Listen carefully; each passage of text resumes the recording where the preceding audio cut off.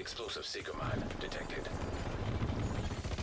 Hostile defender drone detected.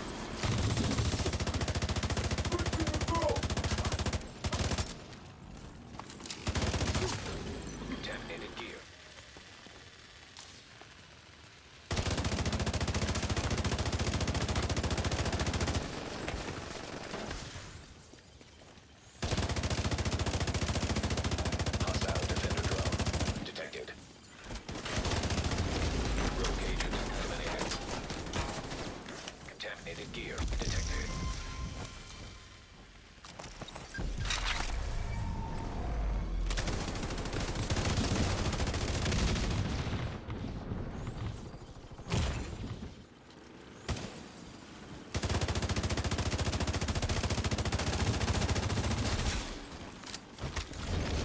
Rogue agent neutralized.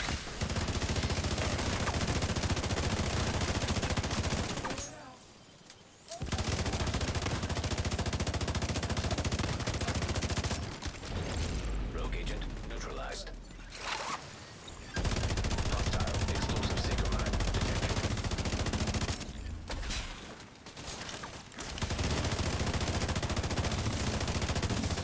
Now defender drone detected.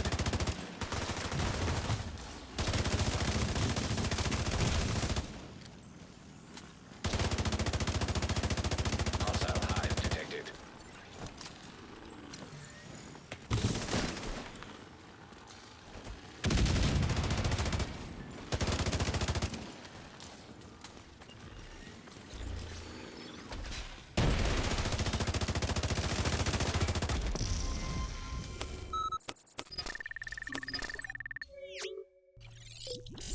Hey everyone, RogueGold here, and today, it's time for an upgrade. If you followed the channel for any length of time, you've likely seen me use what I've dubbed the Slayer build at one point or another. Nearly every time I go into the Dark Zone, this is what I've got on. Now, there was once a 1.0 version of this build, then some changes were made, new gear got added, I made a 2.0 version that I've been referring people to for a long time, but now, here we are, and with Year 6 Season 2, the build has changed yet again. Keeping the same principles and talents and all of that, but some pieces have been swapped around, and so I of course want to reflect that here so that you all know what the latest version is that I'm running. One other quick disclaimer to give, a common thing that you'll see many people say is, oh, YouTube build videos always have maxed out roles, expertise levels, all of these things that don't make it a true representation of what an average player can put together. This build is unapologetically maxed out in every category. As stated, this is what I run day in and day out when I play in the DZ, and so yes, I've invested a lot into it and it's performing at its highest possible potential. But hopefully that doesn't dissuade some of you from trying it out, rather this is a showcase of what this thing is truly capable of. And if you like the look of it, then maybe you'll feel encouraged to go out and put some of that time in to get this leveled up. Either way, let's just get into this. Here is the Slayer 3.0.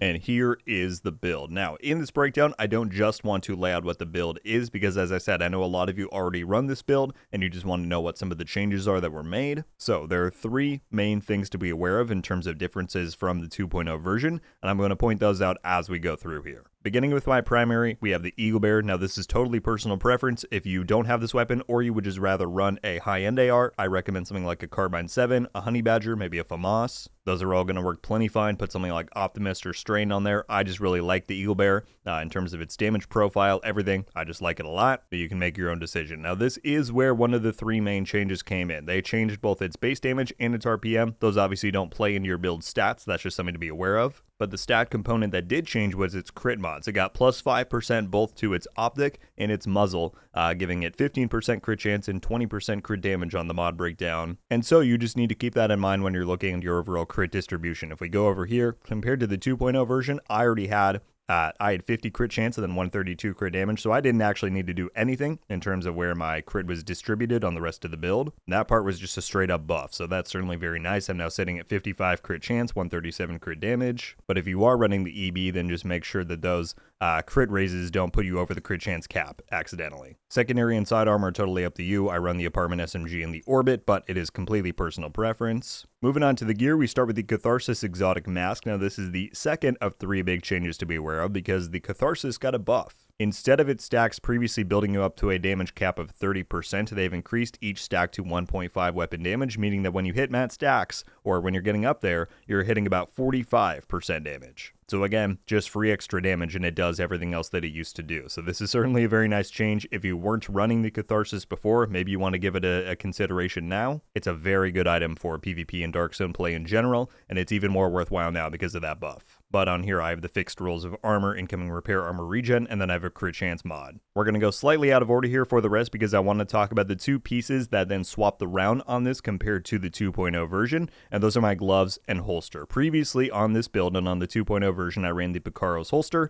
because that just gave me the best stat distribution. You're able to get the 2 cores of armor and weapon damage, and yeah, it worked out really well. However, they have nerfed Picaro's in this update and now only gives you 10% weapon damage as compared to 15. So because of that, I did a ton of testing. I tried out 1 piece of Seska, 1 Sombra, I obviously got the Picaro's numbers again, and I tried out the Contractor's gloves, and Contractor's won out. So that is what I'm now running on this build. Previously in the glove slot, I had a second piece of Walker and Harris to get the 2 piece. That piece has now gone onto the holster, and I've slotted in Contractors, as I said, for the gloves. The overall crit distribution remains the same because I'm only getting 1 roll of crit on here, same with Picaro's. I now just have the 8% damage to armor roll on this piece instead of the weapon damage from Picaro's. But yeah, everything else is exactly the same. Still 4 blue cores and 2 reds. Everything else all the same, just have the Walker now on the holster and Contractors for the gloves. For the chest piece then, we're running 1 piece of Fenris for the AR damage brand bonus. On here I've got armor, crit chance, crit damage, and a crit damage mod with Unbreakable. Unbreakable is not a must. If you'd rather run something like Obliterate, you could. I think it works very well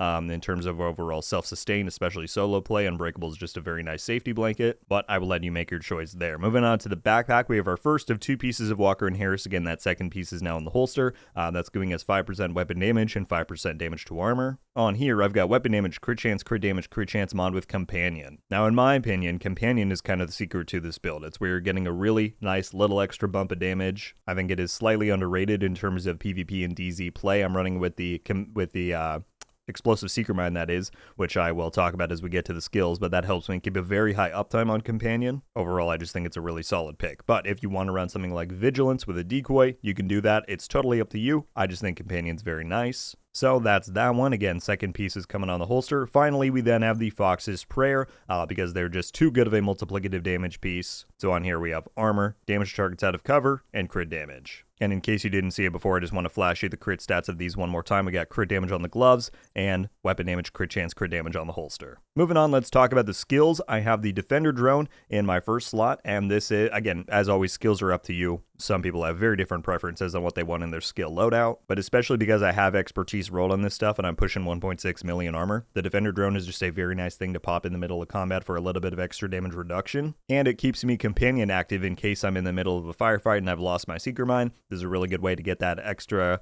24-second duration of making sure the Companion is up. So in that sense, it is a defense and an offensive buff in one go. Can't go wrong. Then the very important one to run, in my opinion, though, is the Explosive Seeker Mine. That is because this has such a high uptime of like 2 minutes or something. I don't think it says on the readout it doesn't, but this follows you around and yeah, it keeps Companion active that entire time because it stays right next to you. But then if you do want it to be that offensive tool, it really can be, because if you send it at an enemy, let's say you're 1v1ing, and it explodes on them, it will stagger them. That opens up a huge damage window, which you can very much exploit. So yeah, I can't recommend this one enough, but as always, skills are up to you. You make your own choice. And finally, for my specialization, I'm running the Firewall, as I do on most of my PvP builds, because that armor kit is hard to beat. It's impossible to beat, actually. So yeah, there's no other choice in my mind than to run Firewall.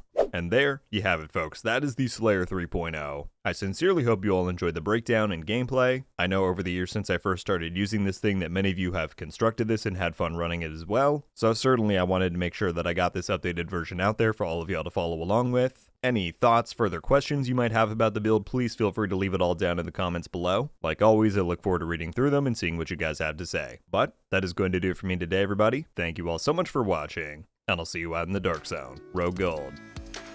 Ow.